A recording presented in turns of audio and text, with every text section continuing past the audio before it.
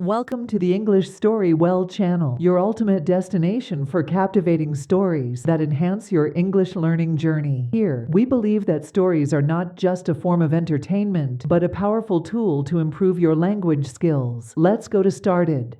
David and Sarah are two friends living in a busy city. They both want to practice English in their everyday lives to improve their skills. David is preparing for a new job, and Sarah is studying for her exams. They decide to spend a whole day speaking English to each other and practicing in different situations around the city.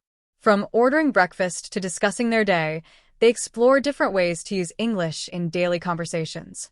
Chapter 1. Morning Coffee and Greetings. David and Sarah meet at their favorite coffee shop in the morning. They greet each other, excited to start their day. "Good morning, Sarah," David says with a big smile. "Good morning, David. "Are you ready for our English practice day?" Sarah asks. "Yes, I am. Let's only speak English today," David replies. They go to the counter to order their coffee. David says, "Hello. I'd like a large coffee with milk, please." The barista smiles and asks, "Anything else?" Sarah orders next, "I'll have a small tea with honey, please." This small conversation warms them up for the day. They feel excited to continue practicing English in different situations. Chapter 2. Breakfast at the Diner. After getting their coffee, David and Sarah decide to have breakfast at a nearby diner. They sit down and look at the menu, practicing the names of different breakfast foods. "Do you know what you want to order?" Sarah asks. "I think I'll have pancakes and scrambled eggs," David says. When the waitress arrives, David orders, "I'll have the pancakes with scrambled eggs and orange juice, please." Sarah orders her food, too. "I'll have toast with avocado and a glass of water, please." As they wait for their food, they chat about their plans for the day. They use simple English sentences to keep the conversation flowing. David shares his plan for the new job he'll start soon, while Sarah talks about her studies. Chapter 3. Visiting the park and practicing conversations. After breakfast, they decide to take a walk in the park. The park is lively, with people jogging, walking their dogs, and children playing. David and Sarah practice speaking by describing what they see. "Look at those flowers. They're so colorful," Sarah says, pointing to a flower bed. "Yes, they are beautiful. I think they're tulips," David replies. They sit on a bench and observe the people around them. Sarah notices a woman walking a big dog and says, "That dog is so cute. I wonder what breed it is." David responds, "Maybe it's a golden retriever." They're friendly and playful. They continue their conversation about animals, sharing stories about their pets back home. This simple conversation helps them practice describing things and sharing opinions. Chapter 4. Shopping and asking questions. Next, David and Sarah decide to go shopping at a nearby mall.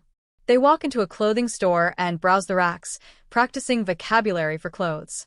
Sarah holds up a red sweater and asks David, "Do you think this would look nice on me?" David nods. "Yes, red suits you. It looks great." Sarah decides to buy the sweater and goes to the cashier. She asks the cashier, "How much is this sweater?" The cashier replies, "It's $20. Sarah pays for her sweater, feeling proud of herself for completing the transaction in English. David also buys a new shirt and practices speaking with the cashier. They realize that shopping is a good way to practice English because they have to ask questions and understand the answers. Chapter 5. Lunch break and conversation practice. After shopping, David and Sarah feel hungry, so they decide to have lunch at a casual restaurant. They look at the menu and discuss what to order. David says, "I think I'll get the chicken sandwich." Sarah replies, "That sounds good. I'll have a salad with grilled vegetables." When the waiter comes to take their order, David practices by saying, "I'll have the chicken sandwich, please, and a glass of iced tea." Sarah says, "And I'll have the salad with grilled vegetables, please." During lunch, they talk about their dreams and goals. David shares his dream of traveling to different countries, and Sarah talks about her goal to become a teacher. They enjoy sharing their aspirations in English and feel more comfortable expressing themselves. Chapter 6. Asking for directions. After lunch, they decide to visit a museum. However, they're not sure how to get there, so they ask a passerby for directions. "Excuse me," David says politely, "can you tell us how to get to the city museum?" The passerby smiles and replies, "Sure. Go straight for 2 blocks, then turn left. You'll see the museum on your right." David and Sarah thank the person and follow the directions. Asking for directions in English helps them build confidence, especially since they have to listen carefully to understand. Chapter 7. Exploring the Museum. At the museum, David and Sarah explore different exhibits. They read the descriptions of each display and try to summarize them in English. They stop by a painting of a beautiful landscape, and Sarah says, "This painting looks so peaceful. I like the colors." David agrees. "Yes, it's calming.